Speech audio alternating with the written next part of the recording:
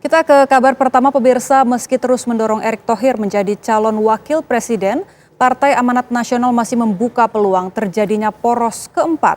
Potensi poros keempat yang berpotensi terbentuk adalah pasangan calon presiden dan wakil presiden antara Golkar dan PAN, yakni Erlangga Hartarto berpasangan dengan Zulkifli Hasan.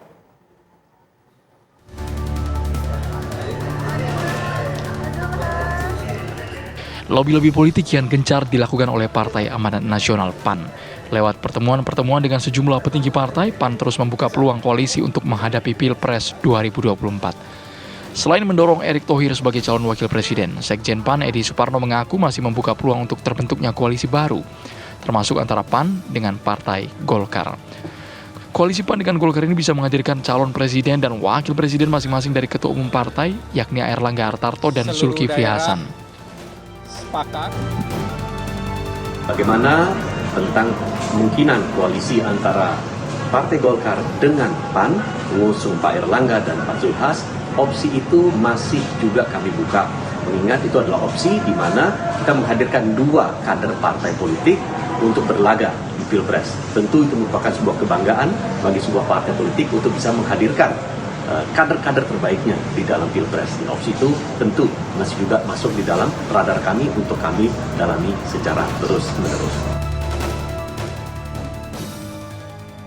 Meski potensi untuk poros keempat sulit terwujud, pengamat politik dari Polmark, M. Saifullah Fatah mengaku secara hitungan di atas kertas potensi koalisi baru masih terbuka.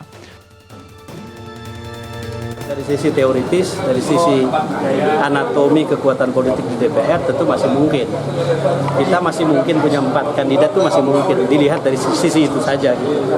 Jadi artinya kalau sekarang misalnya P3 sudah berkomitmen dengan PDI Perjuangan, Gerindra sudah berkomitmen dengan PKB misalnya, maka sisa partai yang lain yang jumlahnya 5 itu masih bisa membangun 2 koalisi kan, sisanya 6 maksudnya, itu bisa membangun 2 koalisi karena kalau kemudian itu terjadi maka ya kita akan punya 4 poros.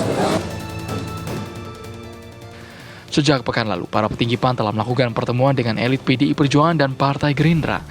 Kepada kedua partai besar ini, PAN mengusulkan koalisi dengan membawa nama Erick Thohir sebagai calon wakil presiden di 2024 mendatang.